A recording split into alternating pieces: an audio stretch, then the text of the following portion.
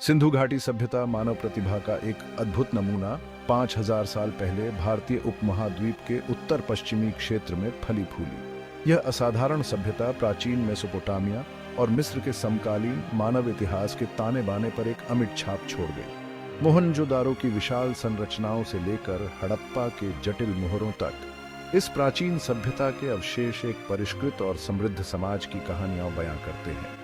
वर्तमान भारत, पाकिस्तान और अफगानिस्तान के कुछ हिस्सों को मिलाकर एक विशाल भौगोलिक क्षेत्र में फैले सिंधु लोगों ने एक अनूठी शहरी संस्कृति विकसित की, जो उन्नत नगर नियोजन, प्रभावशाली स्थापत्य कौशल और एक संपन्न व्यापार नेटवर्क की विशेषता थी। उनकी विरासत पुरातत्वविदों, इतिहासकारों और उत्साही लोगों को समान रूप से आकर्षित करती रहती है, जो रहस्य और आश्चर्य में डूबी दुनिया की एक झलक पेश करती है।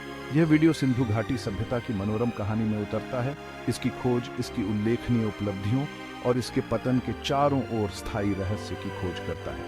इस प्राचीन सभ्यता के रहस्यों और मानव इतिहास के पाठ्यक्रम पर इसके गहन प्रभाव का पता लगाने के लिए समय पर वापस यात्रा करते हुए हमारे साथ जुड़े। सिंधु घाटी सभ्यता की कहानी मानव नवाचार की स्थायी भावना और हमारे साझा अतीत की परस्पर वबंडनहाइट का प्रमाण है। जैसे जैसे हम इस प्राचीन सभ्यता के अवशेषों में गहराई से उतरते हैं, वैसे वैसे हम मानव इतिहास की जटिलताओं और अपने पूर्वजों की उल्लेखनीय उपलब्धियों के लिए गहरी सराहना प्राप्त करते हैं। उनकी प्रतिभा की गूंज सहस्राब्दियों तक गूंजती रहती है, जो हमें अतीत के रहस्यों को उजागर करने और समय के भव्य ताने बाने में अपने स्थान की गहरी समझ बनाने के लिए प्रेरित करती है। 20वीं शताब्दी की शुरुआत में सिंधु घाटी सभ्यता की खोज पुरातत्व के इतिहास में एक महत्वपूर्ण क्षण था, जिसने मानव इतिहास के एक खोए हुए अध्याय का अनावरण किया।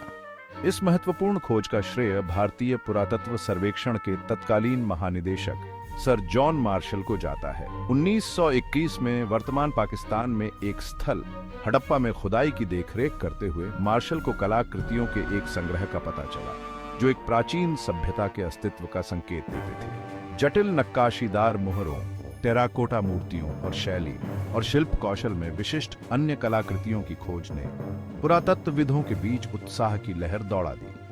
हड़प्पा में मार्शल की प्रारंभिक खोजों ने, साथ ही मोहनजोदारो और अन्य स्थलों पर बाद की खुदाई ने धीरे धीरे सिंधु घाटी सभ्यता की वास्तविक सीमा और परिष्कार का खुलासा किया। खुदाई किए गए अवशेषों ने एक अत्यधिक विकसित शहरी सभ्यता की ओर इशारा किया, जो सिंधु नदी घाटी में एक सहस्राब्दी से अधिक समय तक फली फूली। सिंधु घाटी सभ्यता की खोज ने प्राचीन भारत के बारे में हमारी समझ में क्रांति ला दी।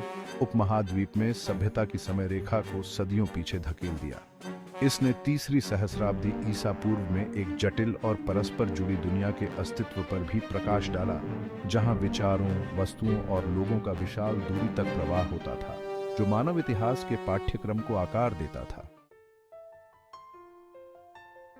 सिंधु घाटी सभ्यता के शहर अपने निवासियों की सरलता और उन्नत शहरी नियोजन कौशल के प्रमाण के रूप में खड़े हैं। ग्रिड जैसे सड़क लेआउट, परिष्कृत जल निकासी व्यवस्था और प्रभावशाली सार्वजनिक संरचनाओं की विशेषता ये शहर सामाजिक संगठन और इंजीनियरिंग कौशल के उल्लेखनीय स्तर को दर्शाते हैं। मोहनजोदारो और हड़प्पा सभ्यता के दो सबसे बड़े शहर इस परिष्कृत शहरी नियोजन के प्रमुख उदाहरण हैं। ग्रिड पैटर्न में बिछाई गई सड़कें चौड़ी और सीधी थीं, जो समकोण पर एक दूसरे को काटती थीं। इस व्यवस्थित लेआउट ने कुशल यातायात प्रवाह और नेविगेशन में आसानी की सुविधा प्रदान की। मानकीकृत आकारों की पकी ईंटों से बने घर आकार और जटिलता में भिन्न थे, जो एक पदानुक्रमित सामाजिक संरचना का सुझाव देते थे। कई घरों में निजी कुएं, स्नान घर और जल निकासी व्यवस्था थी, जो जीवन स्तर के एक उच्च स्तर को दर्शाती है। मोहनजोदारो में ग्रेट बाथ जैसी सार्वजनिक संरचनाएं एक विशाल पानी की टंकी है, जिसे अनुष्ठान स्नान के लिए इस्तेमाल किया जाता है। आगे सिंधु लोगों के वास्तुशिल्प कौशल और सांप्रदायिक भावना को रेखांकित करता है। सिंधु घाटी सभ्यता का सावधानीपूर्वक शहरी नियोजन और प्रभावशाली स्थापत्य उपलब्धियां इंजीनियरिंग, गणित और सामाजिक संगठन की उनकी उन्नत समझ का प्रमाण है। स्वच्छता, व्यवस्था और सार्वजनिक सुविधाओं पर अपने जोर के साथ ये शहर सदियों पहले फली फूली सभ्यता के शहरी जीवन में बहुमूल्य अंतर्दृष्टि प्रदान करते हुए विस्मय और आश्चर्य को प्रेरित करते रहते हैं। सिंधु घाटी सभ्यता एक ऐसे क्षेत्र में फली फूली जो मौसमी मानसून और सिंधु नदी के उपजाऊ बाढ़ के मैदानों की विशेषता थी। सिंधु और उसकी सहायक नदियों के जीवनदायी जल का दोहन करने के लिए सिंधु के लोगों ने परिष्कृत जल प्रबंधन प्रणालियां विकसित की, जो उनकी इंजीनियरिंग सरलता के प्रमाण के रूप में खड़ी हैं। नदियों से खेतों तक पानी पहुंचाने के लिए विस्तृत सिंचाई नहरों, बांधों और जलाशयों का निर्माण किया गया, जिससे कृषि के लिए पानी की निरंतर आपूर्ति सुनिश्चित हो सके। हड़प्पा में एक विशाल अन्न भंडार की खोज, साथ ही अधिशेष कृषि उत्पादन के साक्ष्य बताते हैं कि सिंधु लोगों ने सिंचाई की कला में महारत हासिल कर ली थी, जिससे वे एक बड़ी और संपन्न आबादी का समर्थन कर सके। अपने शहरों के भीतर सिंधु लोगों ने अपशिष्ट जल और मल के प्रबंधन के लिए उन्नत जल निकासी व्यवस्था विकसित की।